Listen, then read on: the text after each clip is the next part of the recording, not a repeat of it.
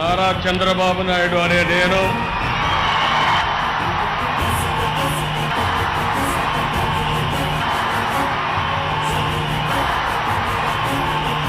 శాసనం ద్వారా నిర్మితమైన భారత రాజ్యాంగం పట్ల నిజమైన విశ్వాసం, విధేయత చూపుతానని, భారతదేశ సార్వభౌమాధికారాన్ని, సమగ్రతను కాపాడుతానని ఆంధ్రప్రదేశ్ రాష్ట్ర ముఖ్యమంత్రిగా నా కర్తవ్యాలను శ్రద్ధతో, అంతఃకరణ శుద్ధితో నిర్వహిస్తానని దైవ సాక్షిగా ప్రమాణం చేస్తున్నాను.